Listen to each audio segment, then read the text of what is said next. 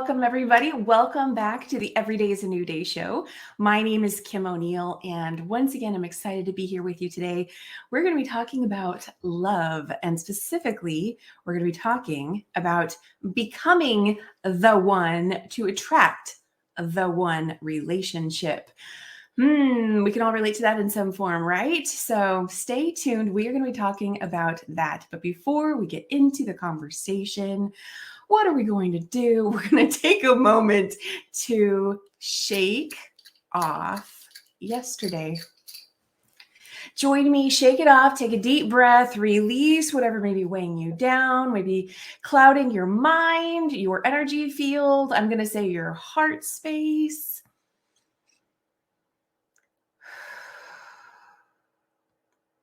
Every day, every new segment of your day, anytime you want to shift your energy, bring your focus into something new, you can take a moment to release what was, step into the now so that it serves you being fully in your power, being fully present, because that's where you have access to your greatest power. So I hope you took a moment to do that with me. It always feels so good to just pause and take that slow, deep breath, doesn't it?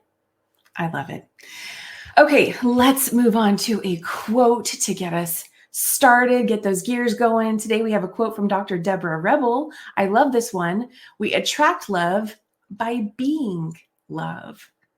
Makes so much sense, right? We attract love by being love. And yet, how often do we not think about life like that?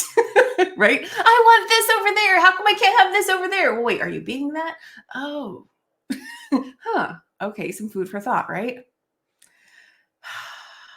And this is going to serve us in today's conversation. So I'm going to get to sharing who today's guest is with you so we can just get into the conversation. So today's guest is Nasrin Barbic. Nasrin is an expert in love and relationships and coaches single and coupled women, helping them to become the one so they can attract or keep the one. Nasrin is also an international best-selling author, transformational life coach, hypnotherapist, Reiki Master, and former NASA engineer. Nasrin blends traditional coaching methods, scientifically proven techniques, and deep healing through hypnotherapy and energy work to help her clients release mental, physical, and spiritual blocks to success in all areas of their life. She has a bachelor's degree in computer science and a master's degree in information technology management. And today she's going to talk to us about becoming the one so you can attract the one. And so with that, welcome, Nasrin. Thank you. Thank you, Kim, for that beautiful introduction. I am so grateful for this opportunity to be here and have a conversation with you and your audience. I am too, Nasrin. This is something that everyone can relate to, right? We all have I'm going to say we all have a desire for love in our life in some capacity. And that doesn't have to look the same, but how we get there is very similar, right? Absolutely. Yeah. And I love the quote that you just shared with us. We attract love by being love. Absolutely true. And as Rumi says, which is one of my favorite, is our job is not to look for love, but to figure out all the obstacles that we have built against love. Because as we become love, we become magnet to love. But we all have learned to protect ourselves, to close our heart, and we have built block against love without knowing. And the thing that we want the most is the thing we're afraid of the most, right? So true. So true. Yeah. The word that's really popping out right now is be. Is that whole like push and pull, that whole force versus power, right? If we're like forcing, we keep trying to get something out there, but when we say, wait a second, am I being love?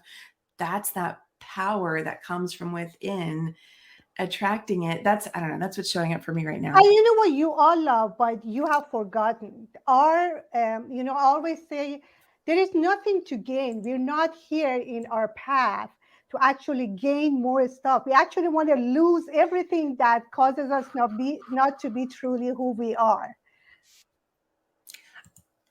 Yes. I love it. I love it. Let's get into talking about this because here we are talking about this, we are, we're not newborn babies, none of us, right? And you and me, anyone listening today, no one's a baby, fresh out of the womb, never been wounded, never, with nothing to clear up in your energy field, no heartache from the past that you might be basing the present off of. And so starting from this point in time where we go, oh, well, what if I were to do love differently? Mm-hmm. Let's talk about some of how that outside world impacts the inner world. What are your initial thoughts on that? Yeah, I love that. So what I believe is our outer experiences is a reflection of our inner world. And unfortunately, for a lot of us, our inner world is an unkind and harsh place. The most important relationship in our life is our relationship with ourselves. And if we pay attention to that inner world, our inner critic, how we talk to ourselves, how unkind we are to ourselves, if you think about it, would anybody, if someone that you truly love, right, would you talk to that person the way you would talk to yourself in a mean, judgmental, critical way? And if you do, what happens? Would you be able to keep that person, right? Right. Perhaps not, right? And the truth is, we teach people how to treat ourselves. So teach them to how to treat us the way we treat ourselves, right? So if it's our inner world is the inner world of mean and unkind, what is that the sign? It's the sign that we don't truly love ourselves. And when we learn to become the one, meaning if we be truly honest with ourselves, the person we truly want in our life, we want him to be supportive. We want that person to be loving us unconditionally, love us the way we are without wanting to change us, see our beauty, see us, hear us, and yet we do not treat ourselves that way. Yeah. Right? And becoming love is becoming a person who unconditionally can see all of this beauty with all of it, good, what we call not so perfect, all of it. I completely agree, and I'm a big fan of the most important relationship is the one that you have with yourself. Absolutely. And what are your thoughts on why there's the tendency to keep wanting to keep that focus on the outer person and resistance of I think when a person's on a self-love journey, any sort of healing journey, self-love factors in, and there can be this resistance to wanting to really focus on the self and giving to the self. Wanting to keep focusing out there and and make other people change or the world change, things like that. What do you think that resistance is about? Right. I think we live in a culture that, although if you look at it, like in social media, all these selfies and everything that we want to pretend, right? But the truth is, we have never given an opportunity to truly stand in our power, to speak our truth, and be open to an authentic. And it comes from our self-confidence, how we see ourselves, an image that we have of ourselves. So self-image is really important.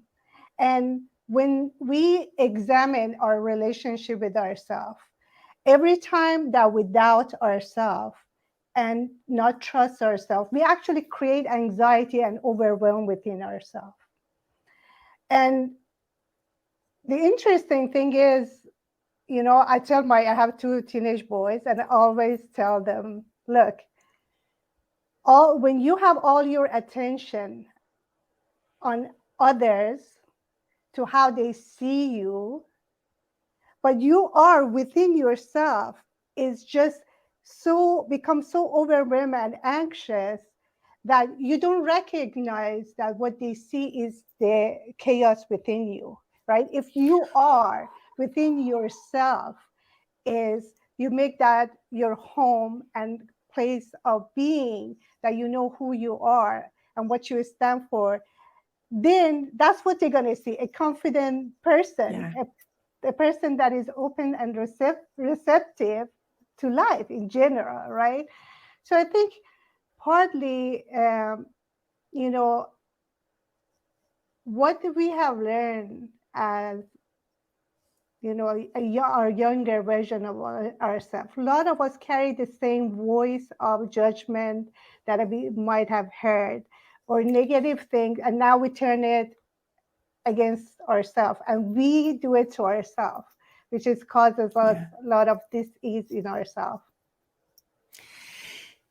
Yeah. And I want to point out for everyone that the word disease, the way that you said it, Mm-hmm. dis-ease, that Mm-hmm. dis-ease, I love the threads of how things connect. And what was showing up as you were talking, there were so many things that were coming to mind for me.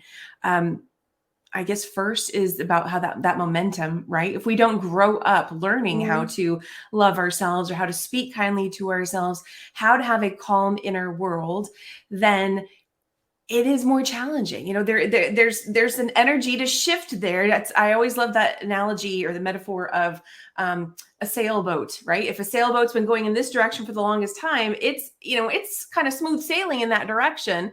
Whether the experience is pleasant or not, it's going. But when you want to turn that tide, it takes a while to turn that rudder and get it going the other way. And so to me, I that's similar to the resistance that a person can feel within themselves of, oh, it doesn't feel comfortable. This doesn't feel natural to start to love me. Right. But the other thing that was coming up as you were talking is that phrase, be the change, which I want to bring that up right now because we tend to use that I think what comes up for me when I think about it, be the change, as in, be the outward reflection. It's something to do with being the change for others. But what if you were to say, wait a second, I'm going to be the change for me. And right. And so that's what's coming up as Yeah. you started. And we have resistance to change because we are comfortable with what is familiar, even though when we know what is familiar, it doesn't feel good, and maybe it's not the healthiest place we want to be. But then what we know, even if it doesn't feel good, feels safer than unknown, even though that unknown could be much better. But the way I think it's in our biology, what we know we tend to hold on to, even though that is not the best place to be. And getting out of that comfortable place and be able to do something else is the key to make the change. It's so interesting how the comfort zone can be a very uncomfortable space to be. But when we're used to it, we think, oh, well, this is what's safe because I'm used to it. But it's like you're hurting yourself. You're over and over. Yeah. That's why there are no coincidence that people who grow up in dysfunction and they tend to find themselves in relationships, the similar relationship over and over again. The familiarity. Yes. Okay, so let's talk about how the mindset plays into this, the conscious and unconscious thoughts that we think, and how that factors into us becoming the one to attract the one. Yeah. Beliefs are interesting, right? What is a belief? It's something that we assume to be true, right? I always love to say, share this story because this is just one example of how we buy to things and believe it to be true. And then what it takes to shift that, right? When my boys were about 5 and 7, for Christmas, like usual, we were planning when they go to bed, we're going to wrap up their gifts and put it under the tree in the morning, the excitement, all of it. And that Christmas, something interesting happened. apparently, without us knowing, our older son has gone to the office where we kept all the wrapping paper and all their stuff. And I've seen all the new wrapping paper and stuff. So I heard them as they were coming down in the morning, excited, running down. And all of a sudden, my son said, "Wait a minute. I saw these wrapping papers last night in mom's office. Did Santa use the same wrapping paper?" And then there was a quiet, and all of a sudden said, "Or could it be that there is no Santa and Santa are mom and dad?" Like the light bulb went off. The question came in, right?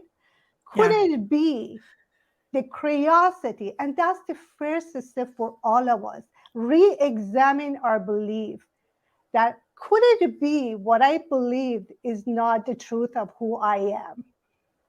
Or even examining what do I believe myself that causes me to get in dysfunction and the relationship like this.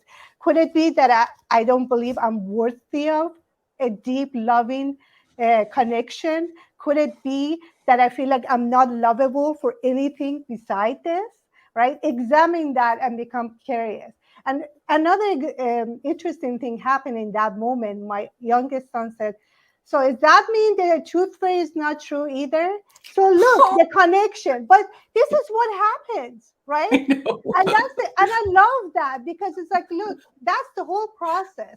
Examine your belief. What do I believe about myself to create this reality for myself? Because you're the one who creating it. You might not be aware of it.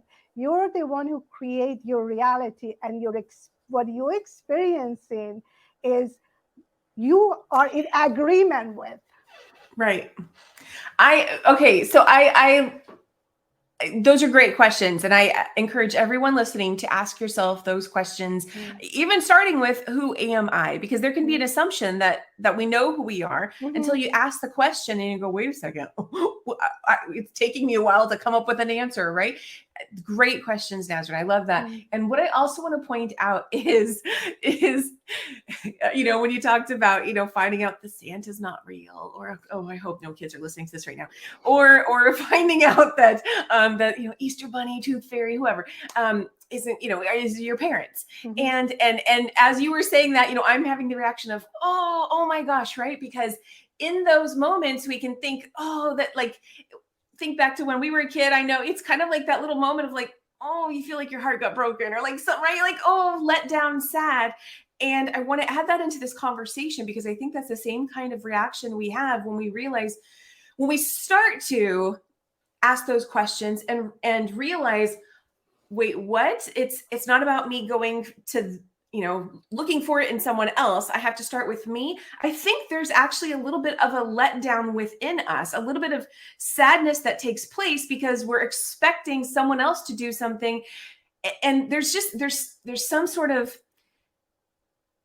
there's something about it seeming, and I think this is the illusion, something about it seeming less fulfilling to initially think, oh, I have to give myself love first. That somehow does not feel as fulfilling as when we think of someone else giving us love. I think there's that connection to self-worth. But when you start to continue to work on realizing you have to love yourself, then it's like we can start to enjoy that more and go, oh, no, I enjoy giving to myself. And we're no longer in that heartbreak space. That's, what are your thoughts about that? That's because we have learned to have our attention is external, right? And so we think that we externally need to receive things to be happy, to be joyful, to feel the love, which is illusion 100%. Look, that's how my path changed. I got to the point that I realized I have seemingly everything that I wanted in life. I had a great career, a great house, 2 wonderful kids, a husband, all of them. From outside, my life looked perfect. But within me, I was unhappy. I had this hole that I didn't know how to fill it up. So I was keep looking outside. Okay, maybe if I get another degree, maybe if I go to this vacation, maybe if I buy this. I kept doing that. And all of a sudden I realized none of that None of that has filled up this hole that I've been feeling inside, right? And it wasn't until then that I became curious. Wait a minute, why am I keep doing this? Because I was in my second marriage, many failed relationship before that, and yet again I found myself in the same place. Yet again, same feeling came up. Different people, really, literally, it seems like I was dating and I was in a relationship with the same person in different bodies, right? And the Yeah. question arises, the only common denominator was me. So I asked the question, could it be that I am recreating this over and over again? And if yes, why am I doing this? Right? Oof. Ooh. Okay. That's a really good one too. Why am I doing this? Why am I doing this? I don't know. Is there something more to say to that? Why am I doing this? Well, let me see what showed up for me, right? So that took Yeah. me to a journey to Okay. trying to figure out who am I, what I want, and why I keep finding myself in seemingly different situation with the same feeling that keep arises within me. And it took me to a place of keep asking myself question and reflecting, and it took me my childhood, that these feelings are the same feeling that I felt when I was younger. And the reason that I was recreating that, it was because I was not truly loving myself. I didn't believe I was worthy of what I was having. And I believe we will recreate our past experiences until we get the healing, until we find our path of healing that shows us who we truly are. Okay, so let's talk about that. Let's Mm-hmm, talk about healing from childhood mm-hmm, trauma. That sounds like such a big thing, and I've talked about that before too. But mm-hmm. how what does that look like? How can a person allow that to be a simpler process? What does healing from childhood trauma look like? First of all, I have to say, in this, the path that we want to take for healing require us a huge amount of self-compassion and self-forgiveness. And that was the path that what I learned in my journey. Because every time I realized, oh, I did that, it was unconscious, but I made that choice that causes me to feel that pain, right? I had to do it with that self-forgiveness of I didn't know better. That's why, right? Right. And the other part that showed up, it was, wow, if I did that unconsciously, if I create that reality unconsciously, what could I create when I become conscious? What would I be able to create when I heal that part of me that is still feel, that needs that pain and suffering within me, right? So Yeah. that was the opening that allowed me to go deeper and be willing, because it can get very uncomfortable. But I knew the journey eventually end up in a better place, that it would be where I want to get, right? And so that's the first thing I want to say. We want to do this with a lot of self-compassion for ourselves and forgiveness.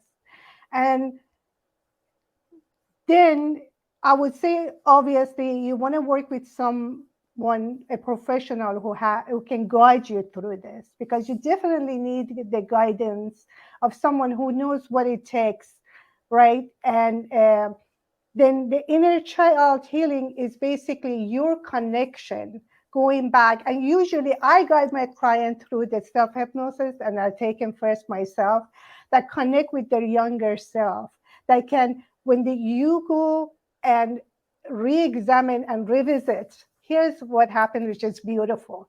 As an adult, you have a more understanding, right? Right. And you revisit your inner child, you realize what you experienced as that age, 5, 6, 7, 8, you took it really personal. Like when your dad wasn't available, your logic didn't say my dad works very hard and he's not available. You made it mean I'm not lovable, I'm not worthy of his time. right? And then with that, you can give that child within you, which is still within you. And that's the part that actually acts and have taken control of your driving seat, and your adult self is sitting in the back, and she's saying, oh, be careful, you're going to get hurt again, you're going to be abandoned, you're not going to feel like worthy of having what you want, right? So we need to learn how to soothe that. It's going to show up, is with us, right? And I teach techniques that we can soothe that inner child and reassurance it that I have your back. That adult self now, I am here for you, I love you, I will never abandon you. Because if you have felt abandoned in life, you have learned to abandon yourself now. Yes. And what it truly hurts you is you abandoning yourself. Well, and that brings us to the point, we haven't said this yet, but I know this is one of the things you also recommend about a person making a commitment to themselves, and how key that is in everything you just described, right? Because you're not really going to get very far if a person's trying to talk to their younger self, and yet still somewhere in the mindset of, yeah, I'm going to abandon myself, or it's okay for me to leave. I think that that's a very key element. Like, make that commitment to yourself first and then move from that point forward. And a lot of us live outside our body without knowing. That was me. And why is that? Because our body is our connection to subconscious mind, and it's not comfortable. We keep want to escape our reality. Everything we do, if we're like drinking more than usual, watching Netflix back to back, trying to distract ourselves, is a way for us to live in our virtual reality, but not in our reality, which is in our body, that can feel, can sense the uncomfortable place to be. And right away, what do we want to do? Get out and let's find a way to distract ourselves.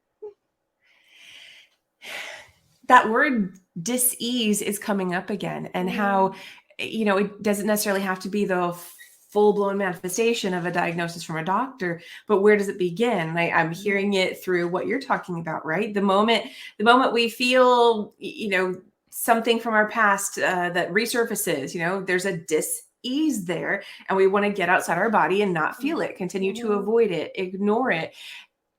But when we become more present, we can actually feel it and allow it to be released, so we can have more ease. Let the dis go and just allow the ease to remain. Right. And the simple thing that we could do for ourselves, and we know that, is allow ourselves to be and connect with our breath. Our breath connects us to the now moment. Our power lives in the now moment. Most of time we spend our time in the past or future. That's why we're anxious. But if you realize in now moment, everything is just fine, then the anxiety goes away, right? And then when you connect with your body, if you give yourself 5-10 minutes, eventually that dis-ease will show up. And if you say, okay, I am willing to sit with it, I am willing to look at it, because everything is welcome. Uncomfortable feeling, the anger belongs, to sadness belongs. The moment we're willing to take a look at it, it dissipates. That's the beauty of it. Always think like a kid that wants to get your attention. My boys used to do that, pulling my pants down when they were younger, like mom, mom, mom, mom, and they would do it until I would turn around and give my full attention to it. These are the same thing. Uncomfortable feeling wants to bubble up, want to come up, because they have a message for you, because they want you to be seen. And when you allow it to, and you sit with the discomfort and say, okay, let me see you. What is it that needs to be seen that I'm not willing to see? What am I not willing to feel? When you allow that, and that's mindfulness. Mindfulness, which I love, it has two wings, right? The first one is awareness, because that's the first step to healing. If I'm not aware of it, there's nothing I can do about it, right? Right. So give myself a chance by breathing, connecting with my body, become aware of it. The second, non-judgment and self-compassion, meaning I'm going to look at you without judging you, without making you bad, without putting label on you, and I'm going to do it with self-compassion. And when we do that, then we'll see that discomfort ease up. And we do it enough, we look at it, then that message that needs to show up will show up, and then eventually will go away. I think a common thing for a lot of people is to want unconditional love. And what I'm hearing is as that person is going through their self-compassion, healing, self-forgiveness, you're giving yourself that gift of unconditional love, which then is that mirror for, okay, well, if I can give myself unconditional love, then I can attract someone else who can give me unconditional love or so yeah, that's what I'm hearing is. And I want to also highlight for everyone too, because this can sound like such intense work, and it can be on some level, but something that's going to be so complex and take forever. And I completely agree with what you just said. The moment we start to look at those emotions and don't run away from them, we process them, things begin to transform pretty quickly. It's pretty amazing. Kim, can you tell me anything in your life you wanted, but it was easy? Look, as a child, how many times did you have to fall off the bicycle and get hurt until you can learn how to do it, and then how much you enjoyed it, right? Yep. So even starting walking, you crawl. I remember my kids always said, thank goodness for the diaper, because they would keep falling off, but at least they had a cushion. But at that age, right, they were so resilient. They didn't think, okay, now I fell down 10 times, I'm not going to get up ever again, right? They keep doing it. And at some point, we got afraid, right? And then now we're holding ourselves back. But the fact is, that's part of life, right? We're going to fall. And here's the thing. We have this image of failure as a bad thing, but is it? That's another belief we want to examine for ourselves. First of all, if we were perfect, we were complete, we had nothing to learn, we would not be here to begin with, right? So knowing that we are here to go on a journey and learn, and do that with learning who we are truly as love that we are. And first, we cannot give anything we don't give ourselves. That's the truth of it. Learn how to give it to ourselves so that we can open our heart and be able to receive. Kim, one thing I learned, and I see it a lot in my clients, most of us don't know how to receive love. Oh, that's such a good point. Yes. We want it, but then we have a fear of it. Then we close our heart. And then even that person shows up in your life that wants to give it all to you. If you don't know how to receive, it's never going to give you what you want, and it's never going to work out. Absolutely. Okay. There's so many more things that came up that I wanted to say. But I'm going to pivot for a moment here, because you have something that people may want to go ahead and grab. And so I want to share with everyone, you recently had a chapter published in a book. Go ahead and share with everyone what that book is. I know you have it with you too. Well, the book is Voices of the 21st Century, Bold, Brave, and Brilliant Women Who Make a Difference. And I have a chapter in this. And if you like it, I offer it for free in my website, nasrinbarbic.com, and you can grab your chapter there. Awesome. And your chapter is, I have I like to show pictures, so I'm going to show a picture. Your chapter is titled Pathway to Lasting Joy. Yes. Okay. And is that about about love? And it's about my own journey, how I eventually find my way to lasting joy, which is different from happiness. Is that sense of well-being that it will never go away. No matter what is happening, you feel fine within. And when you get there, then there is nothing out there that can scare you. I want to make sure everyone knows where to get that again. So Nasrin's website is nasrinbarbic.com, and that's spelled N as in Nasrin, ASRIN, B as in boy, ARBIC.com, NasrinBarbic.com.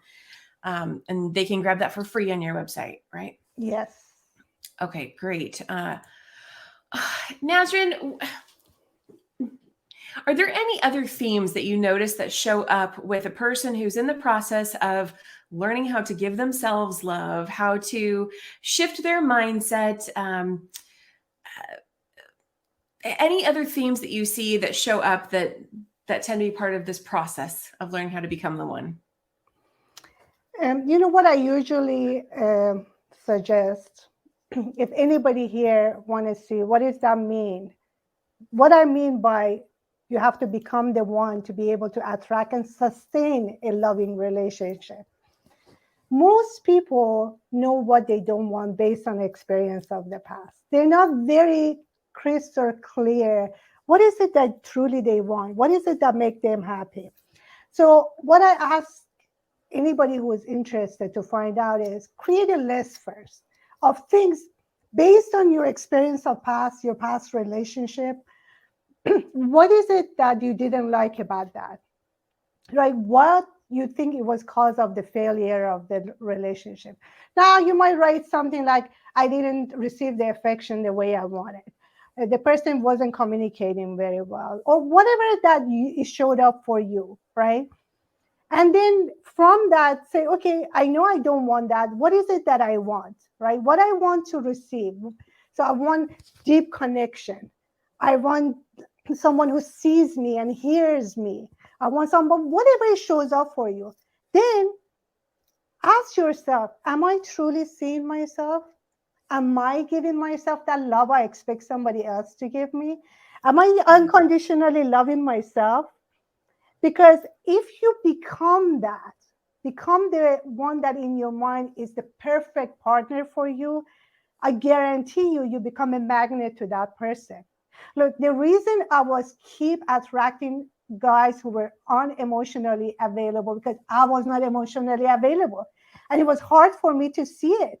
You don't see your own way of being. But when I realized, oh my God, I am not emotionally available, of course, right?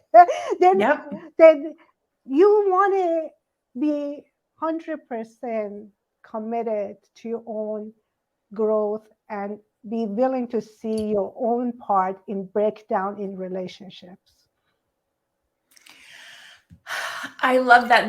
The thing that was coming up earlier and resurface as you're talking right now is kind of going back to the be the change, because I can hear women out there, women out there in their 30s, 40s, 50s, older, whatever age you are, where you've already had some relationships that didn't work out for whatever reason, and maybe you're feeling like, that's it, I'm done. It's not worth it. All men are this, or maybe you're a man, all women are this, or, whatever it may be. Making these blanket statements and no longer having the energy to want to pursue a relationship. And I get that. Take time for yourself if you need a break. But I'm trying to say, for that person who's feeling like that's it, there is no hope, there is nothing different, because maybe you feel like you've tried everything. Have you tried this? What Nasrin's talking about. Have you tried going within and being the change within yourself first versus, maybe in the past someone thought, well, I used to go for this type of person. Now I'm going to go for this type of person instead. Maybe it's not about that at all. Maybe it's really about, well, wait, what about me being a different person through giving myself that love? Right. Absolutely. And look, Kim, I always say that, like, I have a program called Love Mastery, a 6-month program. The first 3 months, we don't even talk about anybody else.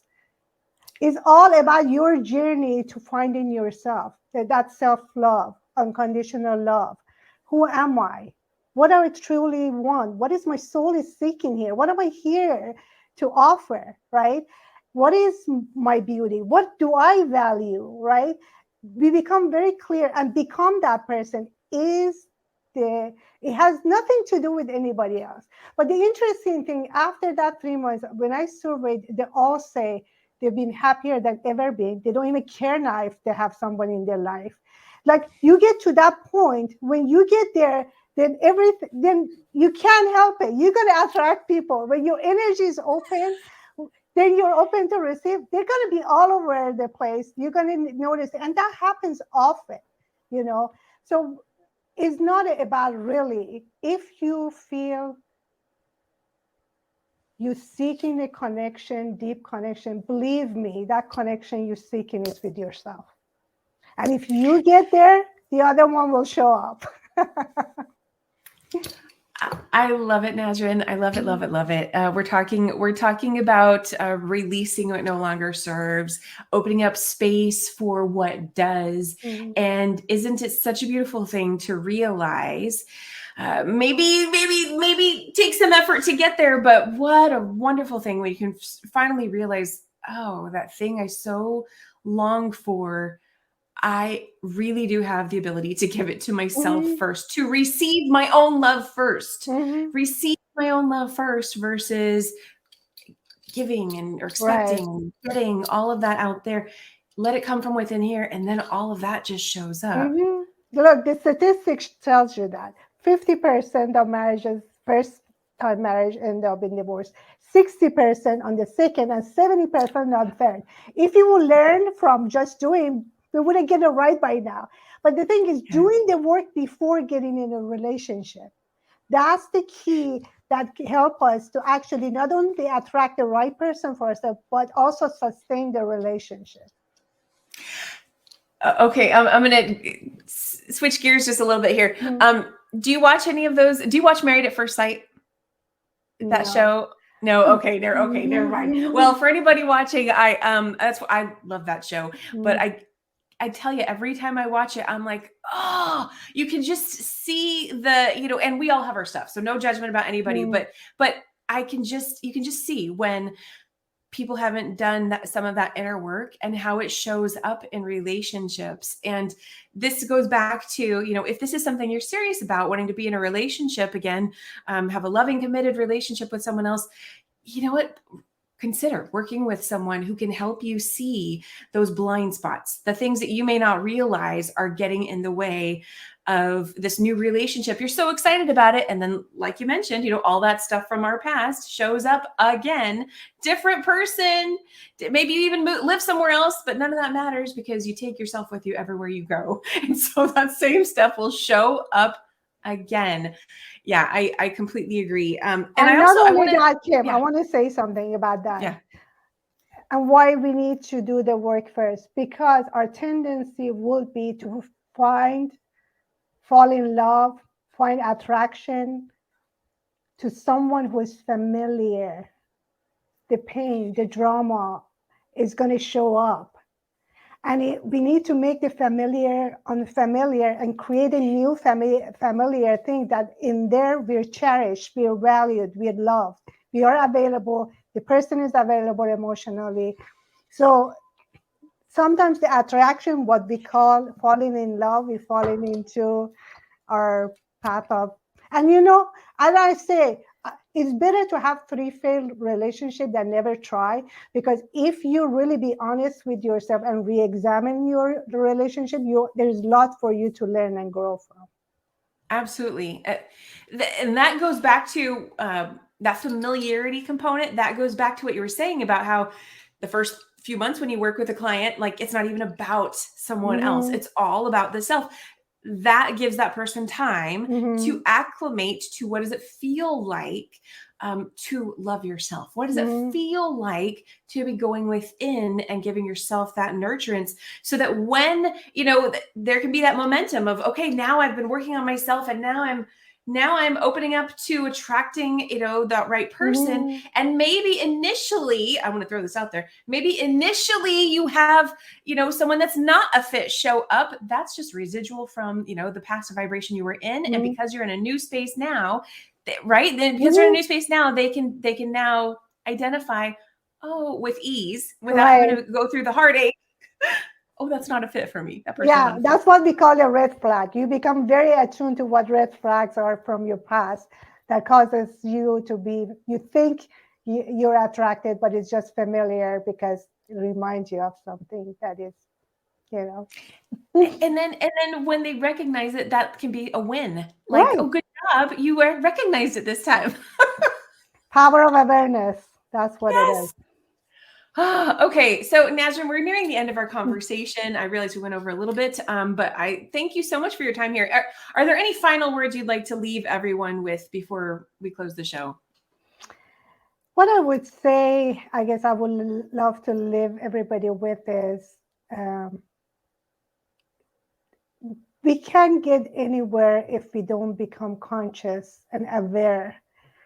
And that's, for us, the easiest way is through our breath and connecting with ourselves, staying in our body, realizing when we get uncomfortable, and just stay with it. And if you're not aware of anything, you don't have the power to change it. If you're not conscious, we think we have a choice, but we don't have a choice. We're just reacting to life and based on our past experiences.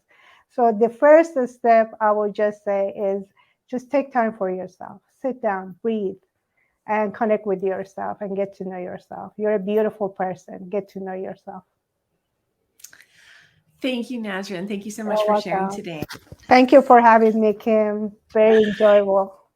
It was. Okay, so Nasrin, I'm just going to drop you back into the lobby and I'll see you there after I close the show. Okay. Thank you. I cut her off there, huh? Oh my goodness. Let me know. What are you taking away? What comes up for you as you think about becoming the one? About saying, you know what? Okay, I'm going to stop putting my focus out there and take some time first to put it in here so that you can turn the tide. You are so worth it. You're so worth it. I'm gonna put the title of the show back up here. Becoming the one to attract the one relationship. You can do that. You can do that. It can be easier than you think. And you can allow it to be easier when you say, you know what, I could use some help here. I could use some help here. And I'm going to reach out to Nasrin. I'm going to take some time to look into this. I'm going to go ahead and put Nasrin's website up here one more time. You can go to NasrinBarbic.com and get a copy of her free chapter. Learn how she did it, how she made shifts in her life. It is possible. You are not alone on this journey. And I want you to always know that. Remember that every day is always a new day. You may have had 40, 50, 60, 70, you're never too old, years of, failed relationships, right? Things not working out. What could you do differently today? You are worth it. Heck, I'm imagining right now, you may be someone out there thinking, Kim, I really am done with relationships. I'm not interested in another relationship. But have you learned yet how to give to yourself? It doesn't even have to be about ever wanting to be with another person, be coupled up again. What about simply being coupled up with yourself? I'm thinking about, what Sex in the City when I know there was that one episode about, marrying yourself, something like that. I love that. Maybe it's simply time to focus on marrying yourself. Let me know what's coming away, what you're taking away from today's conversation in the comments, wherever you watched or listened. I'd love to hear from you. Remember to like, subscribe, share. That's always very helpful too. You are amazing. Have a wonderful day. Take time to breathe and love yourself. And I'll see you all again very, very soon. Bye now.